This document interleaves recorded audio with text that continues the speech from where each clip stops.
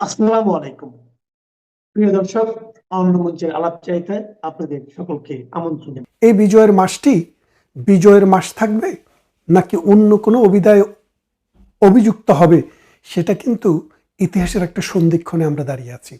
1971 সালে মহান মুক্তিযুদ্ধের শেষ প্রান্তে এসে এই 5 ডিসেম্বর 6 ডিসেম্বর বাংলাদেশের ইতিহাসে খুবই গুরুত্বপূর্ণ দিন। এই 5 ডিসেম্বর থেকে 6 ডিসেম্বর 7 ডিসেম্বরের ভিতরে অনেক রাষ্ট্র বাংলাদেশকে একটি স্বাধীন রাষ্ট্র হিসেবে স্বীকৃতি দেয়। 6 ডিসেম্বর ভারতীয় সেনাবাহিনী বাংলাদেশের মুক্তিবাহিনীর সাথে সরাসরি যুদ্ধে অংশগ্রহণ করে।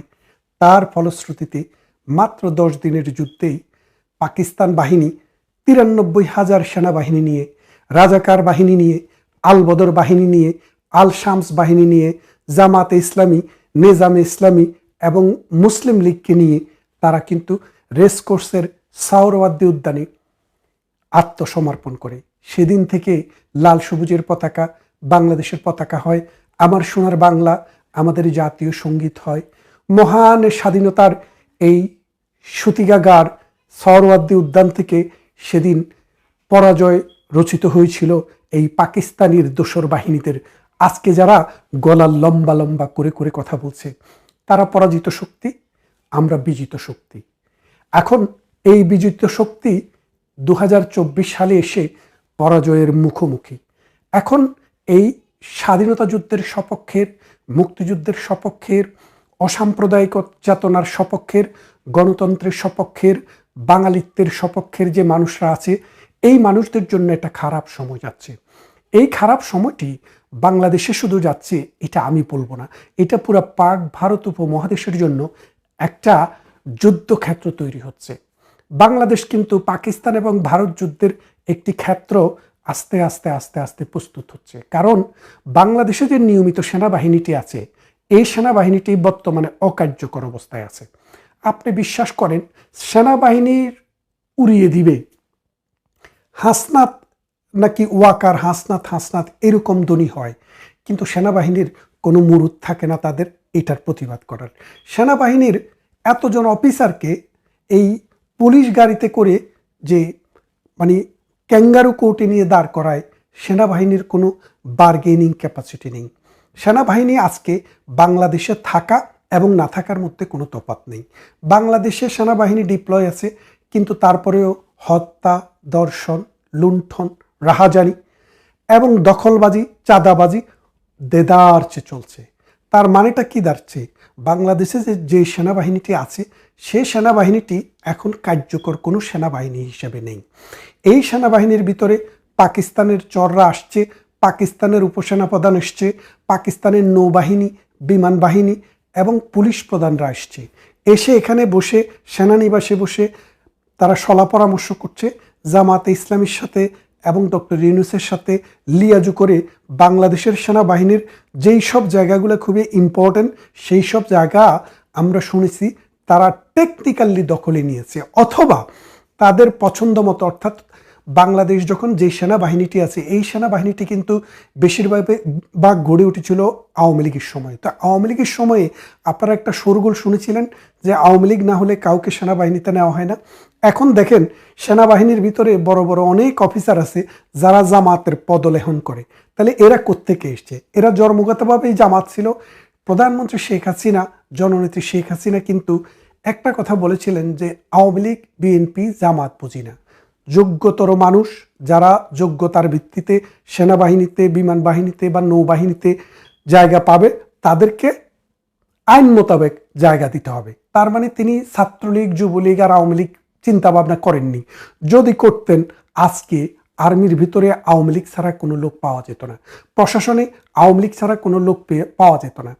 আপনি চিন্তা করেন মঈনুদ্দিন ফখরুদ্দিনের 2 বছর, এই ইউনূসের 1.5 বছর, 1 বছর, 3 বছর, শেখ হাসিনার 17 বছর, 20 বছর। বাংলাদেশের মানুষ চাকরি করে কত বছর? 20 বছর থেকে 22 বছরের পরে বাংলাদেশ সেনাবাহিনীতে কোনো লোকে থাকে না। তার মানে দেখেন যে আসলে শেখ হাসিনা এটা করেনি। এখন এই শেখ হাসিনার এই সরলতার সুযোগ নিয়ে, দেশপ্রেমের সুযোগ নিয়ে, আইনের শাসনের সুযোগ নিয়ে এবং রুল অফ ল এর প্রতি যে তার শ্রদ্ধা এবং যার যার যোগ্যতা অনুসারে যে চাকরি পাওয়া, যোগ্যতা অনুসারে জায়গা পাওয়া, সেটা যে তার নীতি, সেই নীতিটাই আজকে তার জন্য কাল হয়েছে। আজকে সেনাবাহিনীর ভিতরে এইসব পাকিস্তানি চর শক্ত হয়ে বসেছে এবং তারা রেগুলার পাকিস্তানকে খবরাখবর দিচ্ছে। আপনারা জানেন যে পিলখানা হত্যাকাণ্ড নিয়ে সেনাবাহিনী যে কথা বলেছে, এটার ধারে কাছেও কিন্তু সরকার নেই, কিন্তু সেনাবাহিনী কিছু করতে পারছে না। সেনাবাহিনীর সাথে পরামর্শ না করেই আমাদের নিরাপত্তা উপদেষ্টা খলিলকে আমেরিকা থেকে উড়িয়ে এনে বসানো হয়েছে। তার মানেটা কি? বাংলাদেশ সেনাবাহিনী এখন আর বাংলাদেশের সার্বভৌম রাষ্ট্রের সেনাবাহিনী হিসেবে নেই।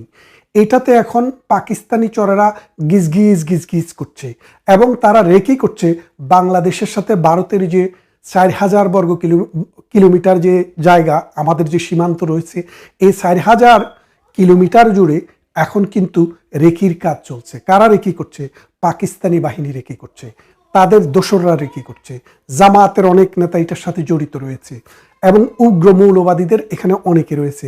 জৈশে মোহাম্মদী, লস্করে তৈয়বা, তেহরিকে তালেবান, এরাও কিন্তু বাংলাদেশের ভেতরে এসে এই কাজকর্ম চালাচ্ছে। এখন ভারত কি করবে? ভারত কি এই বাংলাদেশটাকে যুদ্ধক্ষেত্র হিসাবে বেছে নেবে, না পাকিস্তানের সাথে যুদ্ধ করবে? এখন আলটিমেটলি বাংলাদেশে যে সরকারটি আছে সেটি হচ্ছে পাকিস্তানি ভাবধারার অন্তর্বর্তীকালীন সরকার। তাদের মূল কাজ হচ্ছে যারা পাকিস্তান প্রীতি, 1971 বিরোধী, মানে রিসেট বাটন, অর্থাৎ রিসেট বাটন তো আপনারা বুঝতে পারছেন যে 1971 সালে যে সেটটি হয়েছে সেটাকে বাদ দিয়ে এখন পাকিস্তান পন্থার মানুষদেরকে তিনি বাংলাদেশে সেট করে দিবেন। এটাই হচ্ছে এর কাজ। এর সাথে জড়িত রয়েছে চায়না এবং পাকিস্তান, এই দুটি রাষ্ট্র। আপনারা জানেন চায়না থেকে অসংখ্য মানুষ এখানে এসে এই ব্যবসা বাণিজ্য করছে। সাম্প্রতিক একটি মামলা আমার কাছে এসছে যে চায়নার 2 জন এই ব্যবসায়ী বাংলাদেশে আসার পর তারা এক ধরনের ডিভাইস নিয়ে এসছে যে একটা মোবাইলের মধ্যে 30টা ডিভাইসের মধ্যে 30টা মোবাইল নাম্বার সেট করা যায়। এরকম 2-3টার মধ্যে তারা 30টা করে 60টা ডিভাইস সেট করে একটা ব্যবসা প্রতিষ্ঠান করে, মানুষের কাছ থেকে 350 কোটি টাকা নেয়, হাই কোম্পানির মতো, মাল্টি লেভেলের মতো আর কি। নেওয়ার পরে তাদের বিরুদ্ধে গোয়েন্দারা কিন্তু আবিষ্কার করে যে এরা কারা এবং পায় যে মানুষের কাছ থেকে 350 কোটি টাকা নিয়ে গেছে। পরবর্তীতে এটা আপনার এই বনানী থানাতে মামলাটি যাওয়ার পরে তারা 200 কোটি টাকা দিয়ে তারা ছেড়ে নিয়ে চলে যায়। তাহলে বাংলাদেশ থেকে নিয়ে গেল 350 কোটি টাকা আর ঘুষ দিল মাত্র 2 কোটি টাকা।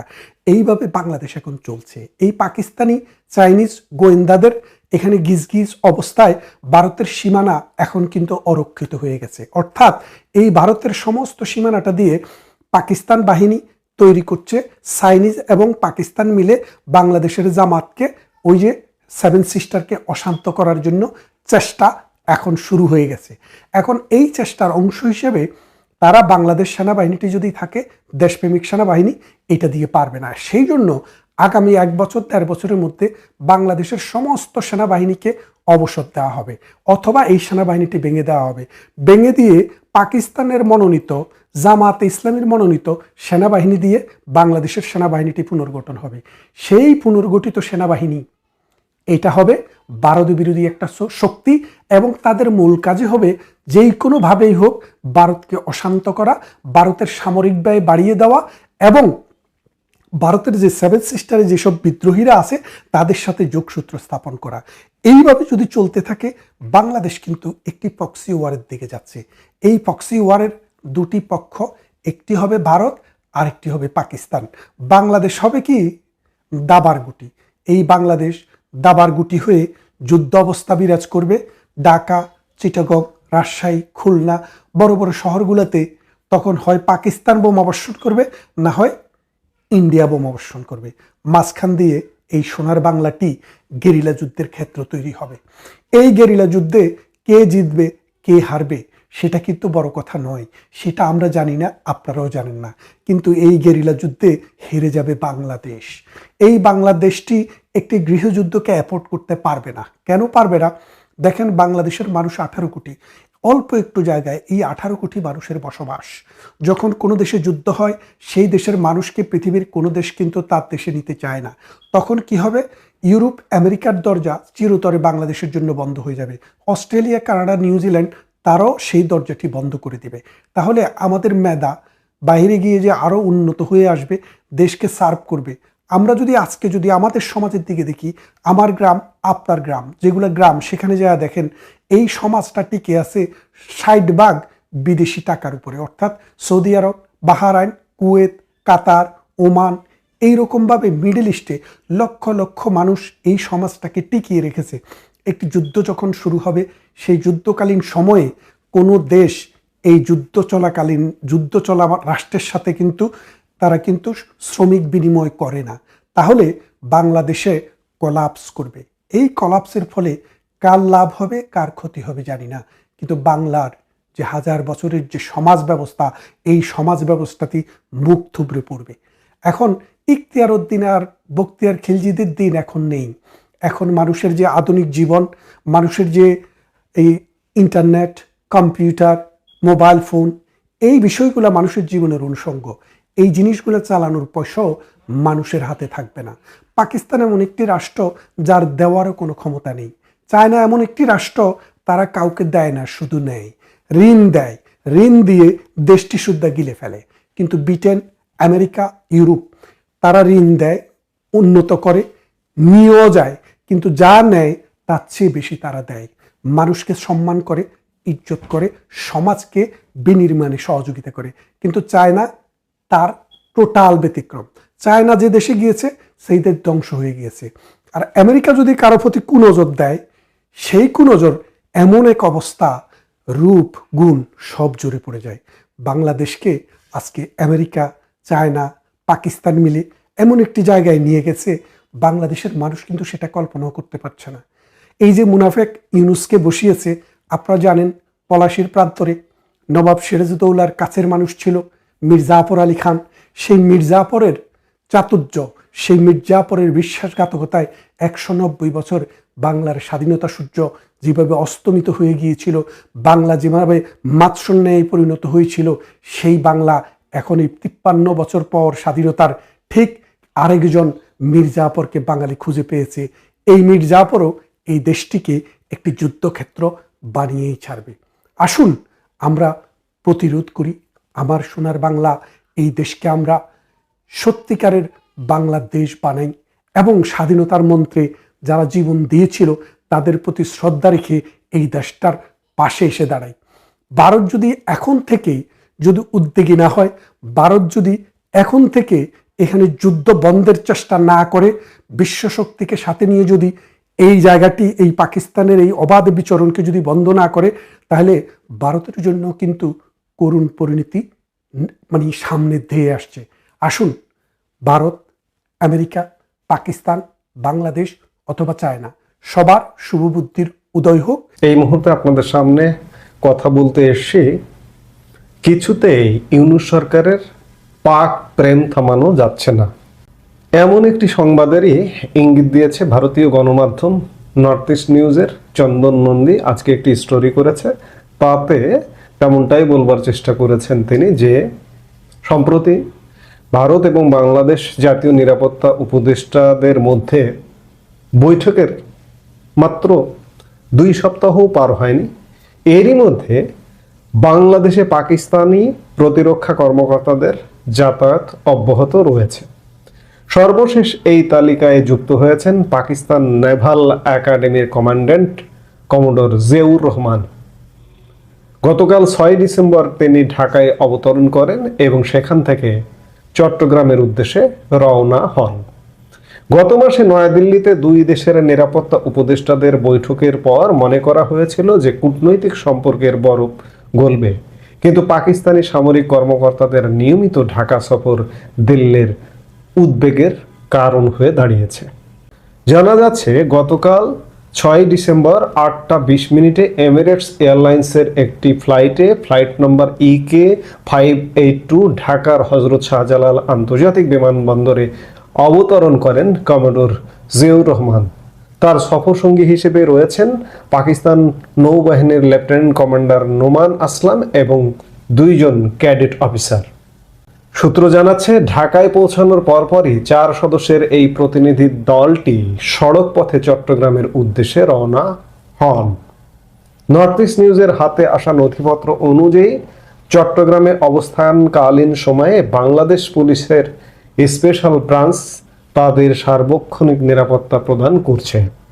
আগামী 8 ডিসেম্বর তাদের বাংলাদেশ ত্যাগ করার কথা রয়েছে। এখানে একটু অবাকই হলাম যে পাকিস্তান থেকে নৌবাহিনীর ঊর্ধ্বতন কর্মকর্তারা এসছেন, এসে শাহজালাল বিমানবন্দর থেকে কিংবা ঢাকায় অবস্থান করে বিমানেই যাবেন চট্টগ্রামে, সেটাই তো স্বাভাবিক। সড়ক পথে কেন গেলেন সেটি একটা প্রশ্ন।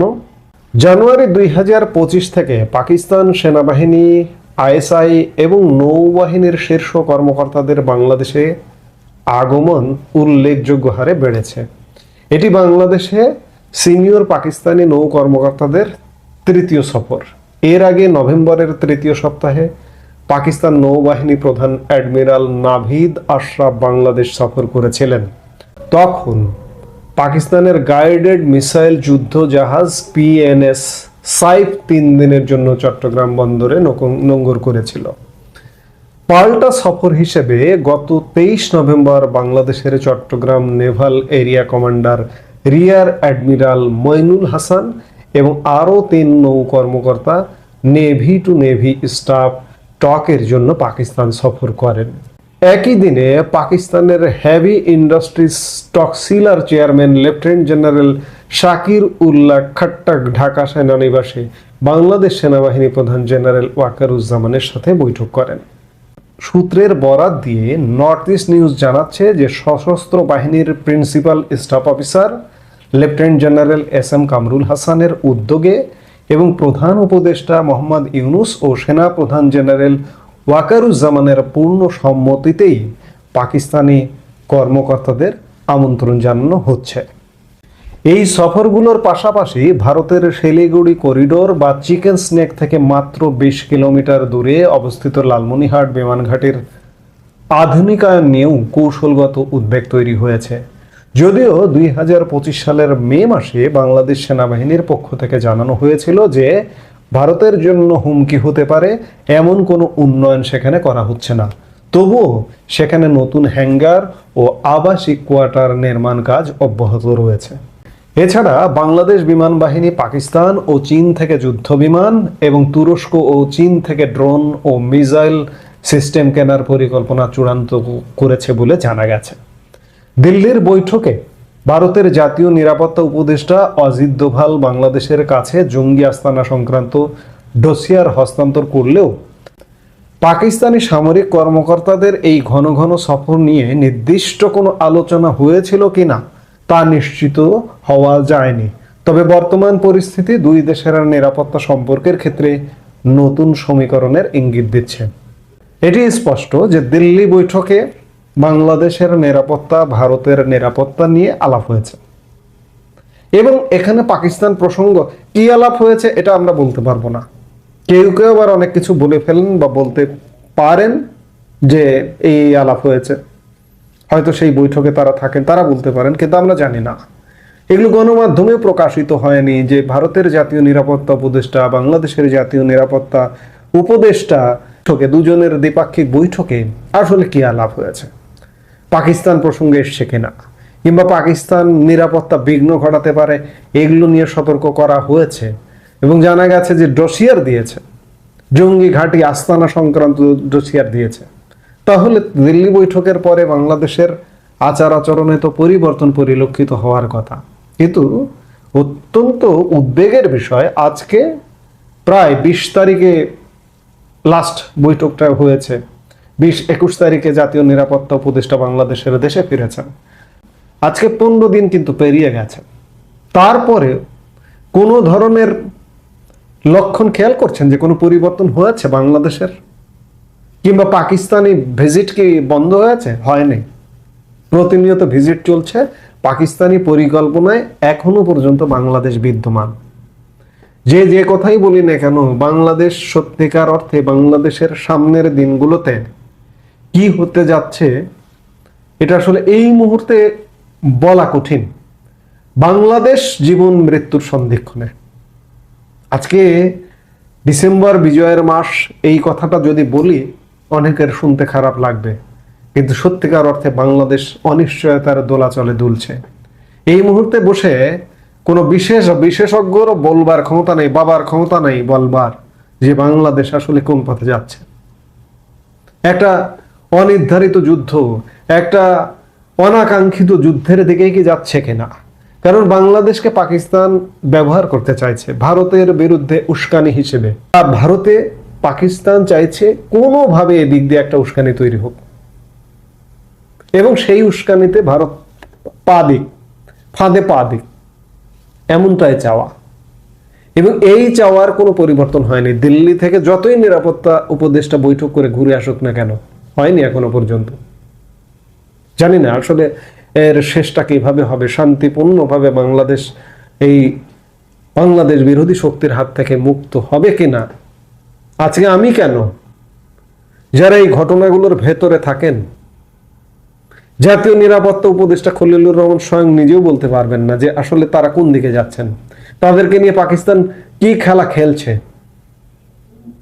আমরা সত্যি এক কঠিন যুগ সন্ধিক্ষণের মধ্যে আছে। আমাদের আসলে দোয়া করা ছাড়া অন্য কোনো উপায় নেই। এই মুহূর্তে এ পর্যন্ত। সবাই ভালো থাকুন, সুস্থ থাকুন।